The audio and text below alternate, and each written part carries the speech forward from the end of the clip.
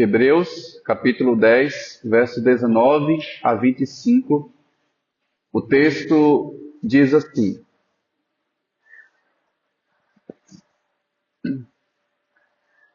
Tendo, pois, irmãos, intrepidez para entrar no Santo dos Santos, pelo sangue de Jesus, pelo novo e vivo caminho que ele nos consagrou pelo véu, isto é, pela sua carne, e tendo grande sumo sacerdote sobre a casa de Deus, aproximemo-nos com sincero coração, em plena certeza de fé, tendo o coração purificado de má consciência e lavado o corpo com água pura.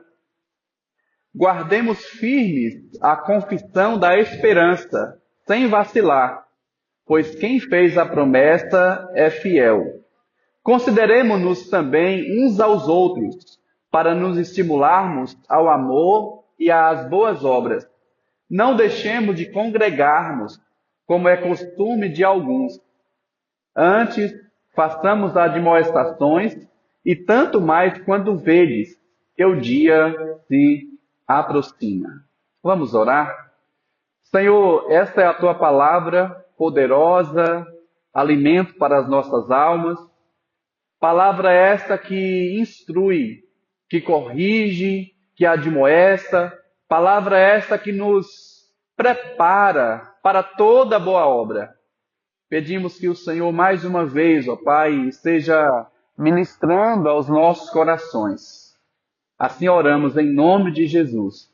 Amém. Pode se assentar?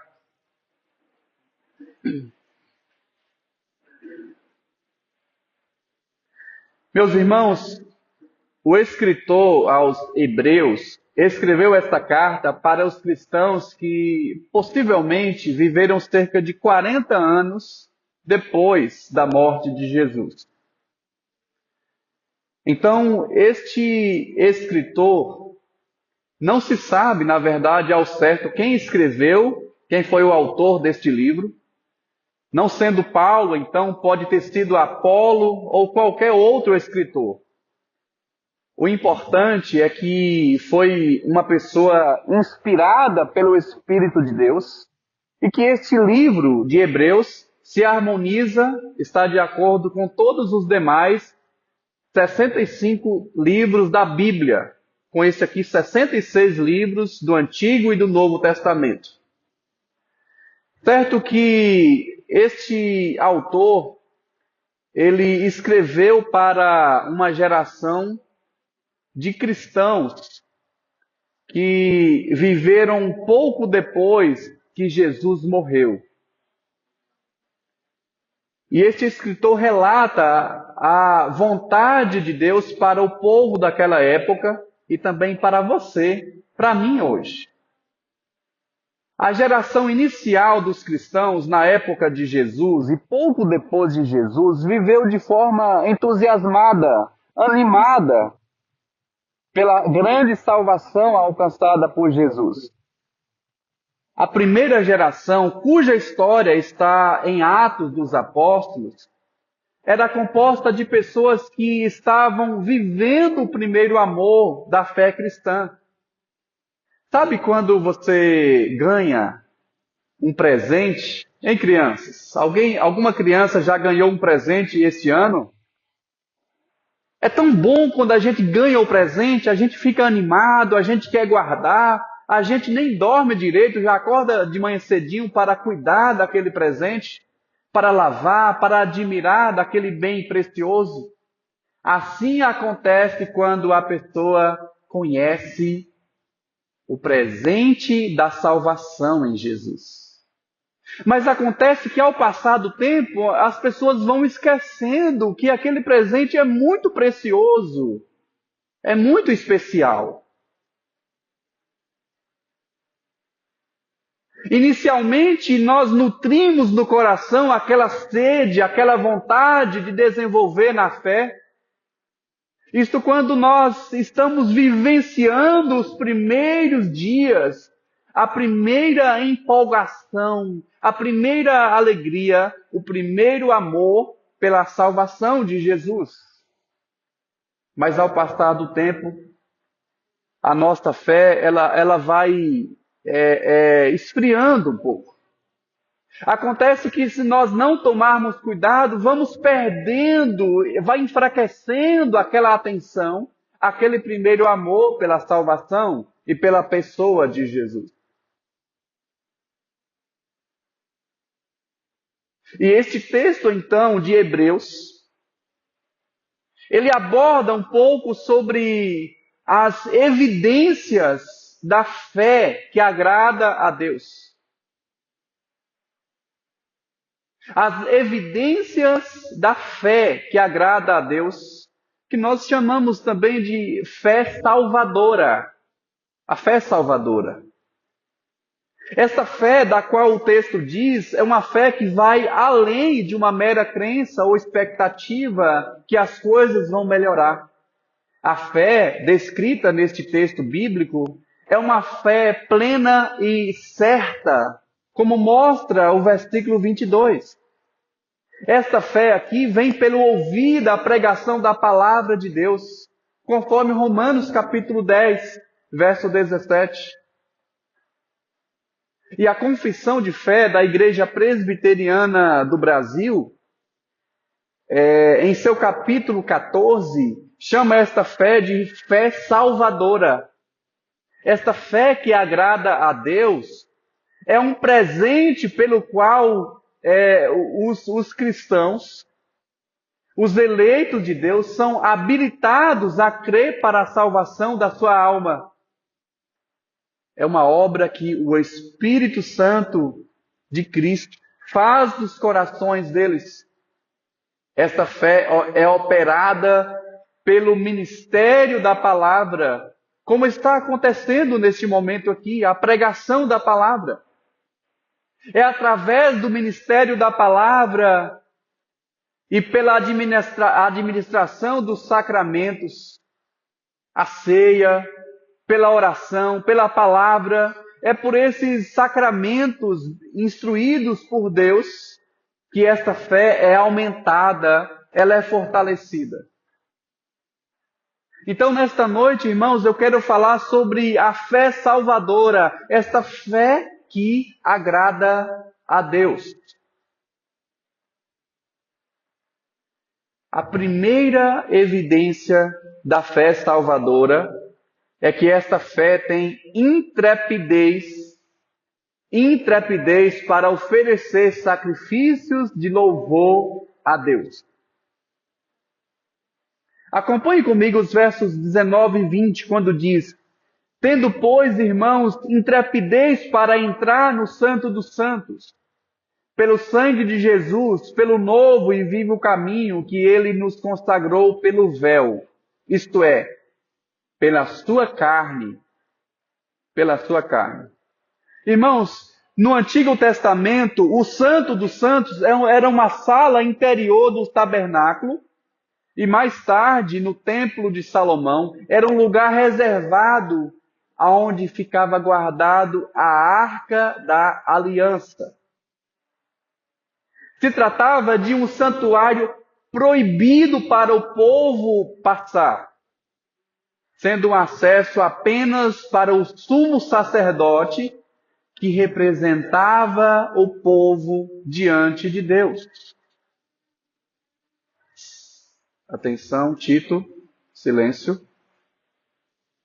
Vamos ouvir a palavra.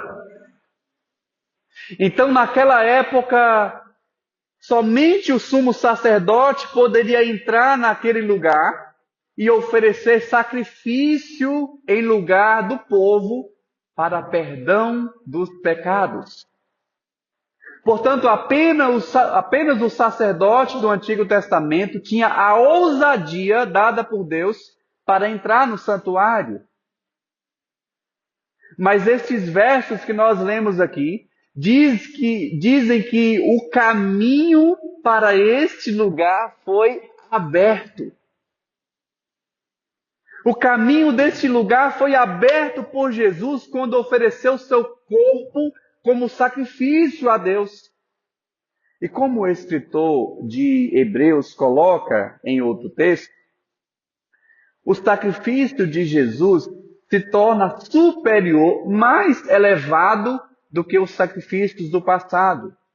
Sabe por quê? Porque Jesus foi oferecido uma única vez para perdoar os nossos pecados. Então não há mais necessidade de Jesus Cristo ser crucificado de novo.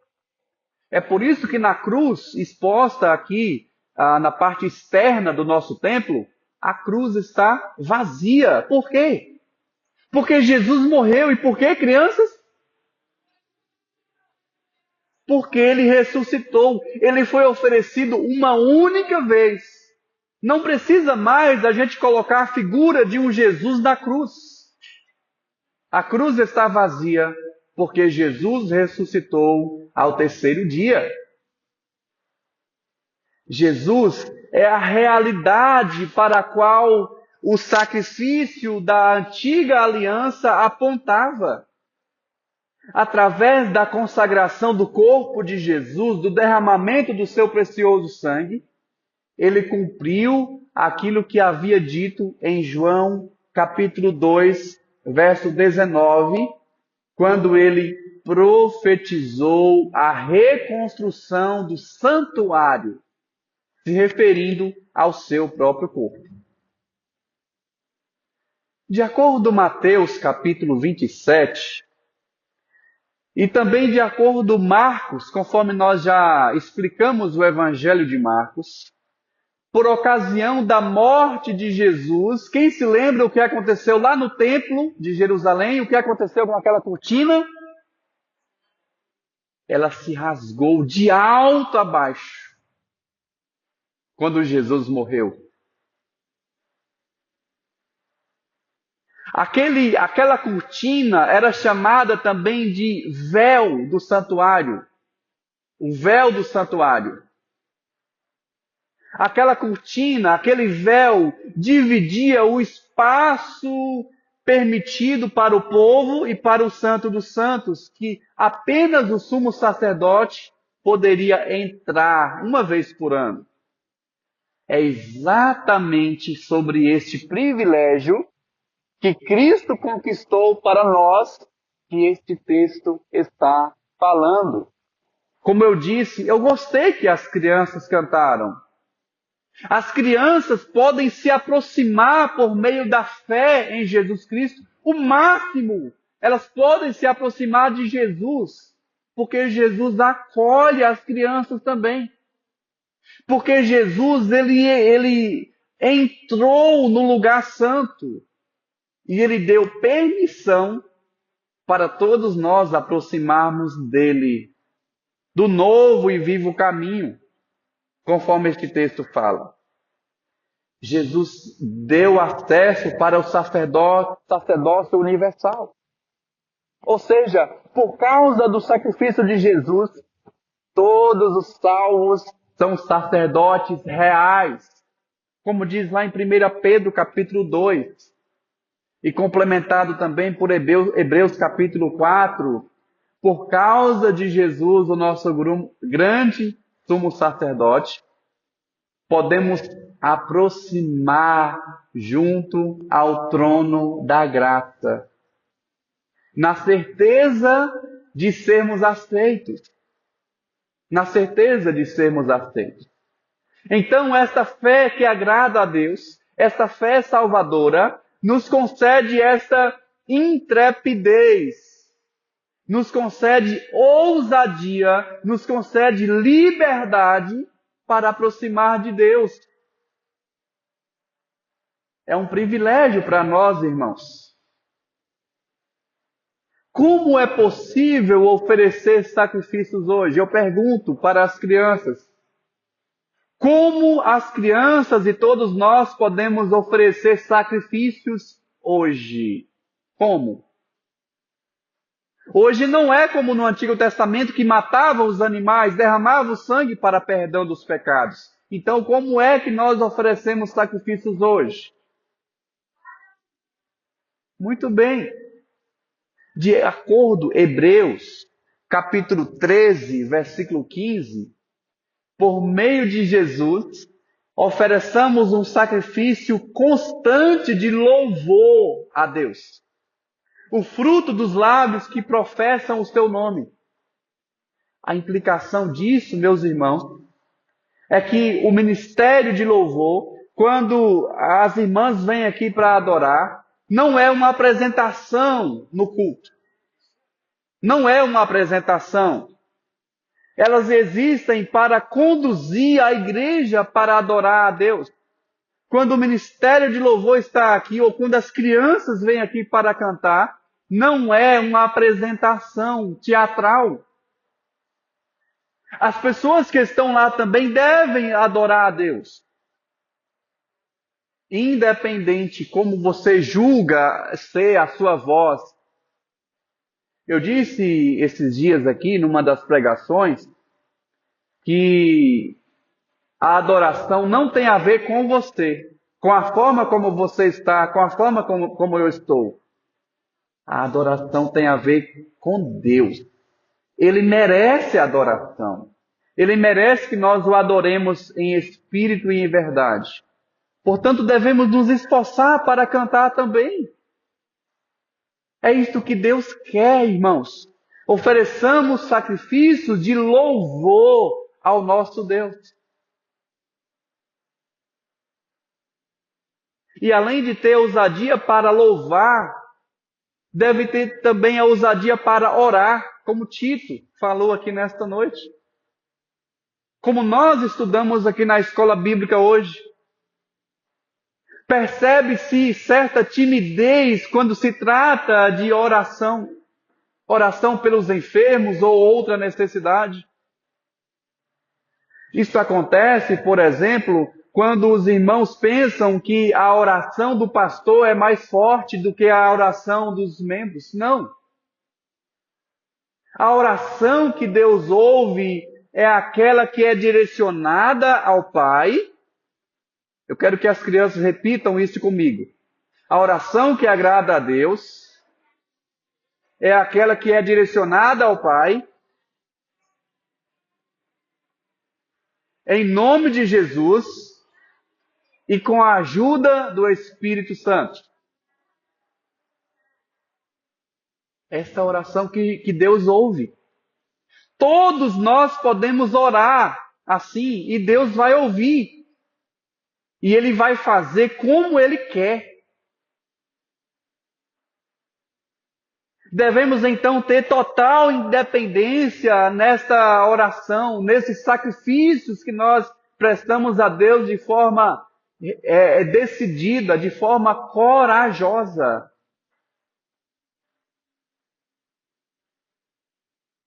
Quanto mais você conversa com Deus, mais ousadia, mais liberdade você vai ter para falar com Ele.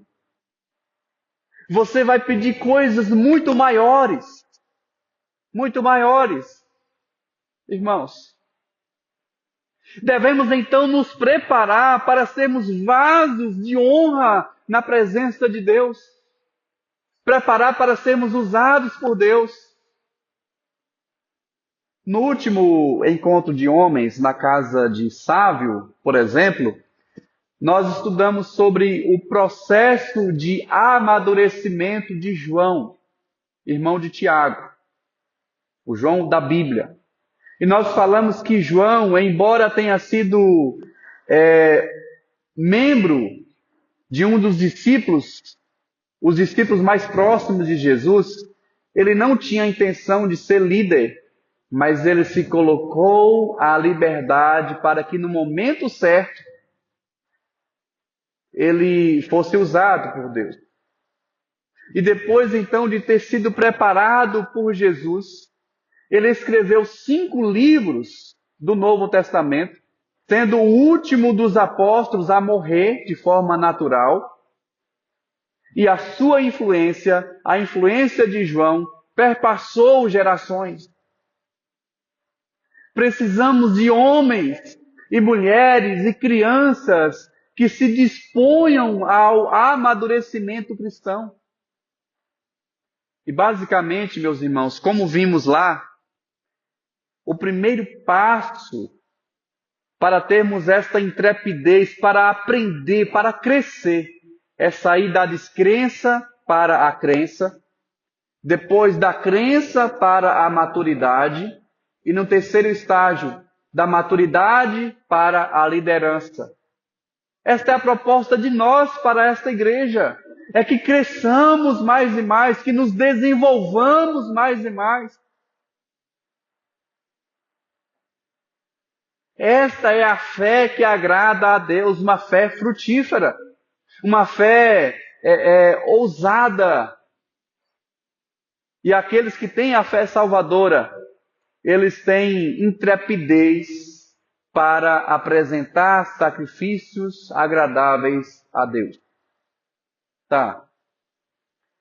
Além da ousadia, a segunda evidência da fé que agrada a Deus, a segunda evidência, nós podemos ver aí no versículo de número 22. Acompanhe comigo, por favor.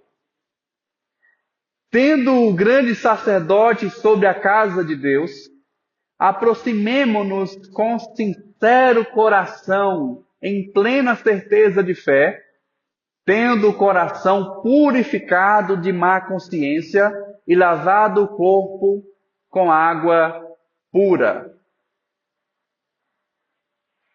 A segunda evidência de alguém que possui a fé salvadora é que esta pessoa, ela quer ter uma vida consagrada.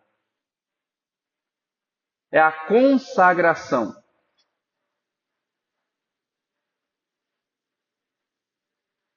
O fato de termos acesso à presença de Deus por causa do caminho que Jesus nos abriu, não nos dá o direito de entrar de qualquer forma.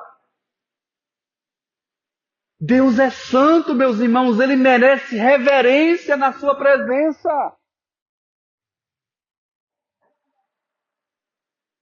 É por isso que o texto nos apresenta como devemos nos aproximar de Deus.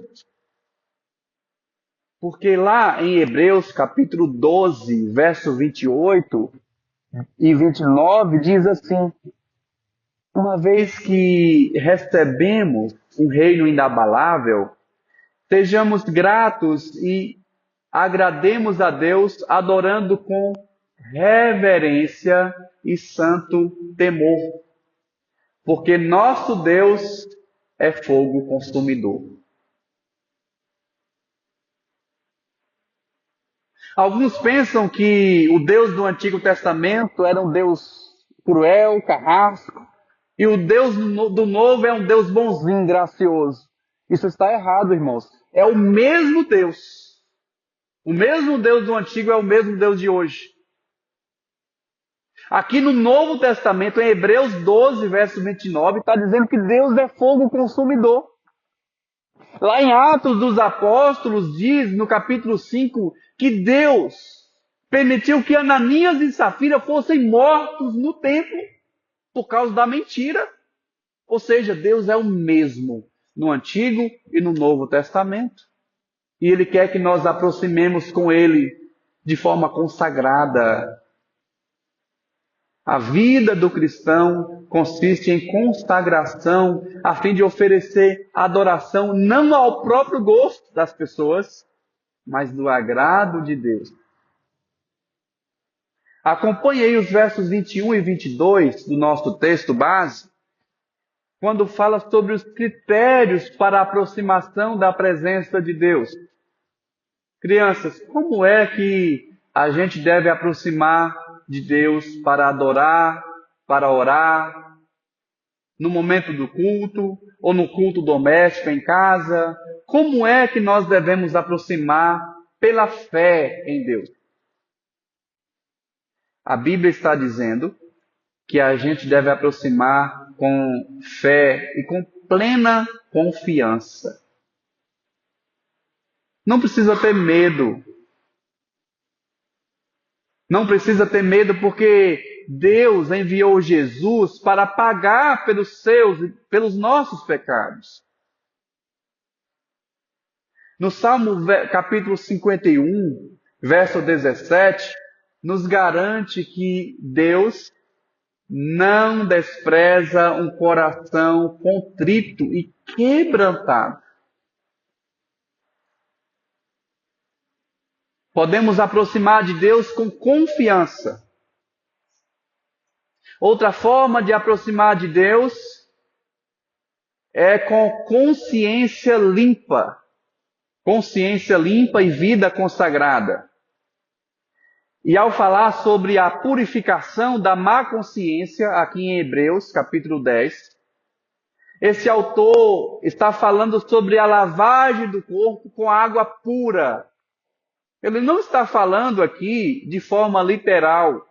Não é que aqui, no momento do culto, a gente deve pegar água e jogar e fazer a cerimônia de lava-pés, de lavar alguma coisa. Não. É para a gente entender de forma espiritual.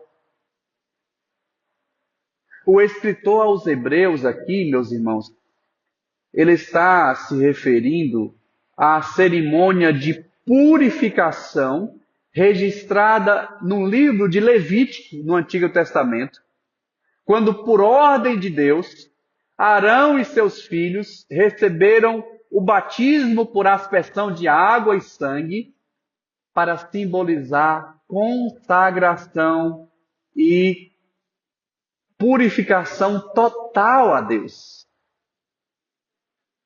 Uma pessoa que possui a fé salvadora coloca a sua vida no altar, está em processo de santificação e não faz separação entre a vida pública e particular. Pois para esta pessoa, todo lugar ela é de Deus. Ela não muda. E essa semana, conversando na hora da refeição lá em casa, e nosso filho, Tito, comentou sobre o camaleão que muda de cor. E eu disse para ele, você e eu não podemos ser como o camaleão. Lembra, Tito? Não está aqui? Então, nós não podemos ser uma pessoa aqui e uma pessoa diferente lá fora. Porque a nossa integralidade é completa, irmãos. Nós pertencemos a Deus aonde for. Aonde estivermos, nós não somos crentes camaleão. Ou crentes camaleões, não. Somos crentes autênticos, que em todo lugar somos consagrados a Deus. Somos consagrados a Deus.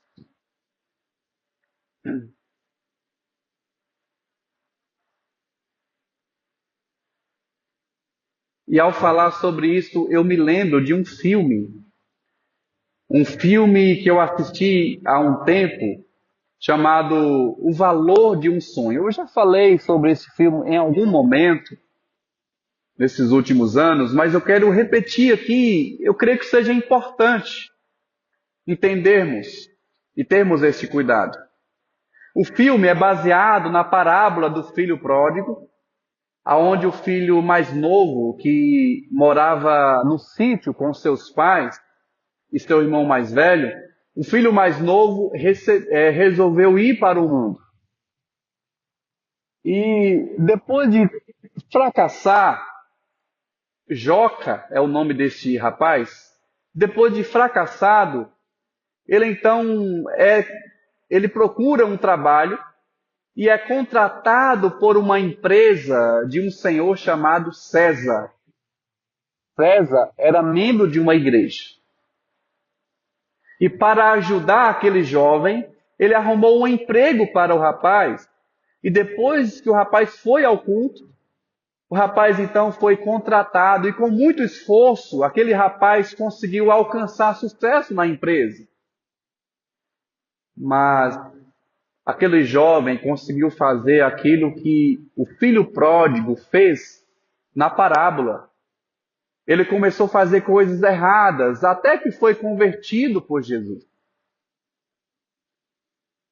Adiantando aqui, indo para o final do filme, só para concluir esta ilustração, no dia seguinte, depois da conversão daquele jovem, ele foi ao trabalho com a decisão de pedir conta e voltar para a casa dos seus pais.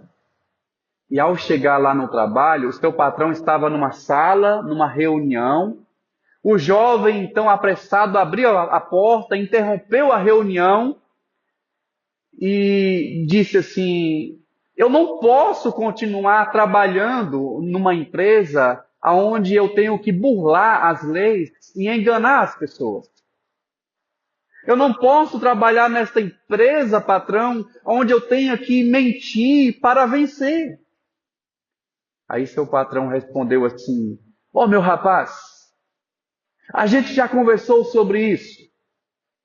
Isso é normal. Todo mundo faz o que você faz. Mas de maneira muito firme, Joca disse assim: mas agora, Senhor, não é mais normal para mim. Isto contraria as minhas crenças, seu César. Aliás, senhor César, disse o rapaz para o patrão, isso também vai contra aquilo que o Senhor diz acreditar. Aquilo que o Senhor fala lá na igreja, não é verdade? Aí aquele senhor, com raiva, esbravejando, levantou em alta voz, dizendo assim: espera aí, rapaz. A minha vida pessoal diz respeito apenas à minha pessoa. Lá na igreja eu cumpro com meus deveres. Ninguém tem a ver com meus negócios fora da igreja.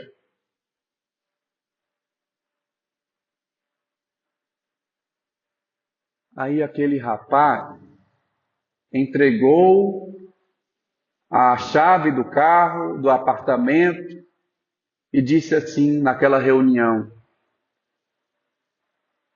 o que eu creio é mais importante do que essas coisas.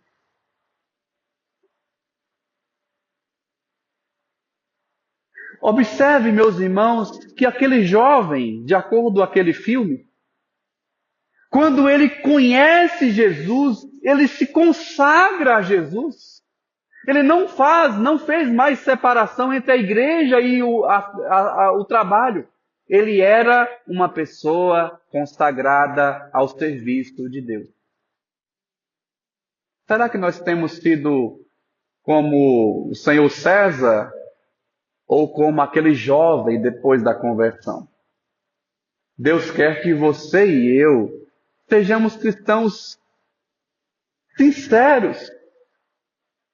Que nós não sejamos cristãos camaleões, irmãos. Que mudamos de postura a depender da situação, não.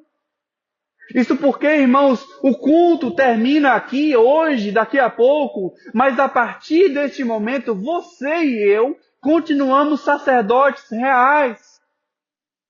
Pessoas de propriedades exclusivas de Deus, para sermos como luz em meio das trevas. Esta é a fé que agrada a Deus. Além da intrepidez para oferecer sacrifício de louvor e além da consagração, a terceira evidência da fé que agrada a Deus, esta fé salvadora, é perseverança. Perseverança. O texto diz assim: guardemos firmes a confissão da esperança sem vacilar, pois quem fez a promessa é fiel. Guardar firmemente a confissão da esperança é importante, irmão, neste mundo de trevas. O escritor fala aqui de guardar aquele presente valioso. Guardar algo valioso. E qual é o presente valioso que, de acordo com este versículo, nós temos? É a esperança. Guardar firmes a confissão da esperança. E essa esperança não guardamos somente para nós. Ela é guardada para o momento certo ser declarada, ser professada. É preciso confirmar a nossa fé diante das pessoas, diante deste mundo de pessoas descrentes.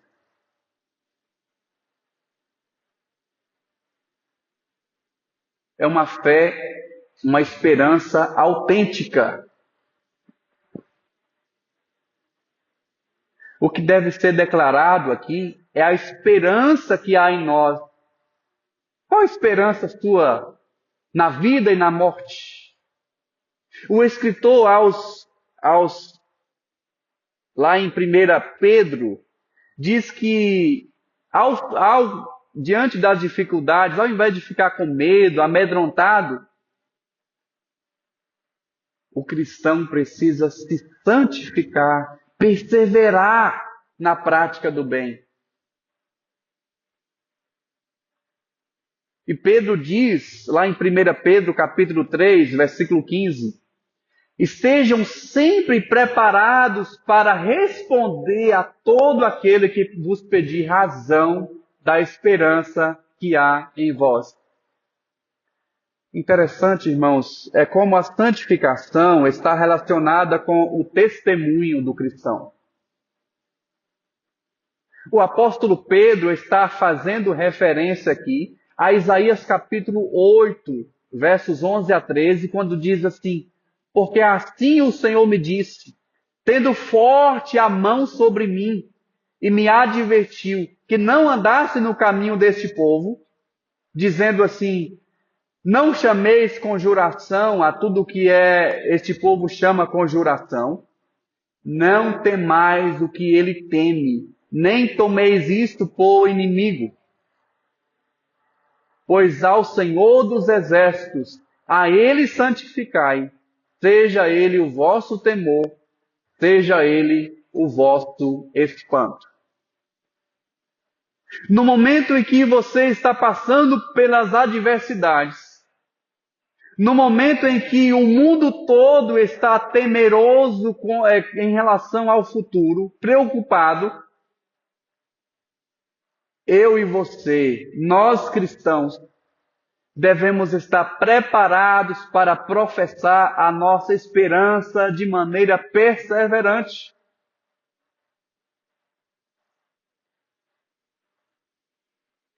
Não podemos desanimar, irmãos, mas perseverar na mesma fé, aquela que um dia nos alcançou de maneira salvadora. No livro de Atos, diz que por ocasião da viagem de Paulo e demais prisioneiros, os marinheiros ficaram receosos, com medo que o temporal jogasse o navio nas pedras rochosas. Por isso lançaram 4 âncoras nas rochas e oraram para que o dia amanhecesse. Preste atenção nessa palavra, âncora. Isto porque também Hebreus, esse mesmo livro do texto que nós lemos, no capítulo 6, verso 19, diz que a esperança é a âncora da alma. Vocês podem falar isso? Eu vou falar, vocês repetem, tá? A esperança é a âncora da alma. Sabe o que é âncora?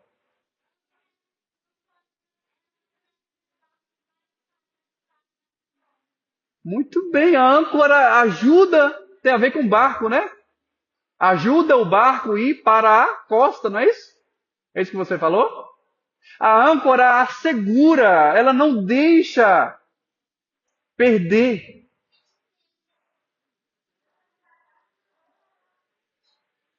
Sim, a esperança é como âncora.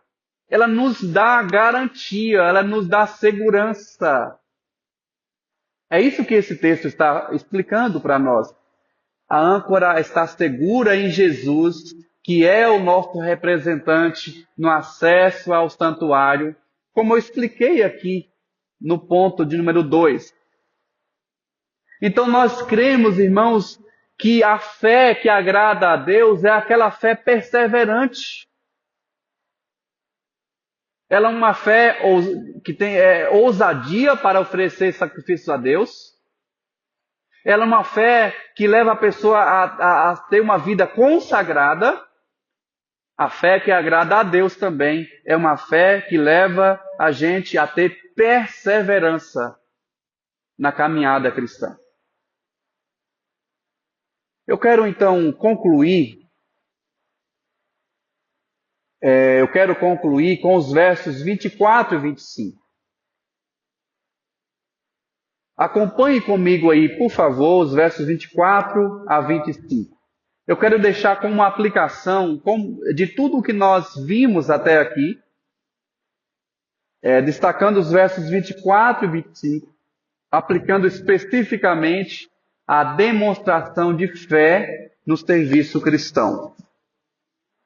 O verso 24, na Nova Versão Transformadora, diz assim: pensemos em como motivar uns aos outros na prática do amor e das boas obras.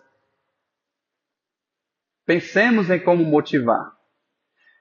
Eu já estou concluindo, certo? Eu quero dizer que a consideração pelos outros começa pela simples intenção de conhecer e entender as lutas das pessoas e as necessidades que elas têm. É um chamado, irmãos, para irmos além das saudações no final dos cultos ou dos cumprimentos superficiais nas ruas. Essa intenção de motivar parte, irmãos, da nossa mentalidade, da nossa compreensão de pertencer ao corpo de Cristo. Pense aí no seu corpo, assim como todo o seu corpo se une na execução de uma tarefa, da mesma forma precisamos permanecer unidos no amor e nas boas obras. Exemplo disso foi o que nós fizemos nesta última semana, através daquela escala solidária a serviço do próximo, como fizemos. E glória a Deus por essa oportunidade. Mas existem muitas outras maneiras práticas de fazermos boas obras, começando em nossa casa, no serviço com os nossos familiares, aqui na igreja e na sociedade, aonde formos. Então vamos motivar uns aos outros. Vamos servir uns aos outros, demonstrando amor e boas obras. A segunda e última implicação final que eu deixo no final desta pregação está no verso 25. Acompanhe aí, quando diz: e não deixamos de nos congregar, como é costume de alguns, mas encorajemos mutuamente, sobretudo agora que o dia está próximo.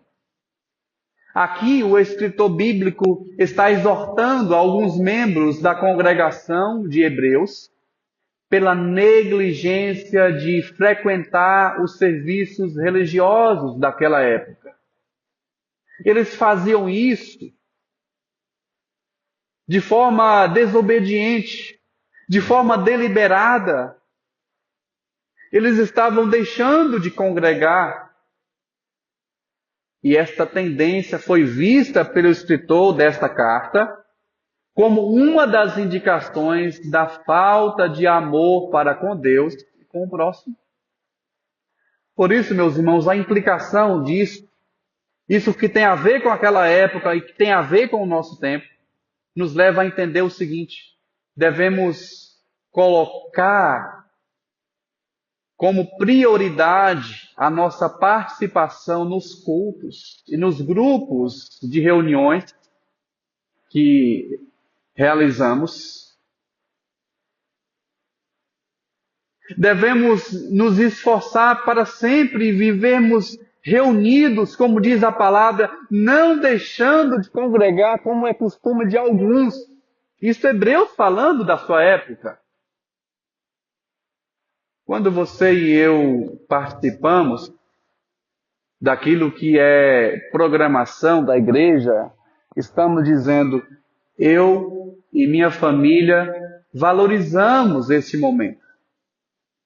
Eu valorizo a minha família cristã. Eu faço de tudo para participar, desejando estar com o corpo de Cristo reunido. E eu quero estimular outros a esta comunhão. Que bom que você veio aqui hoje. Que bom que você veio, querido visitante.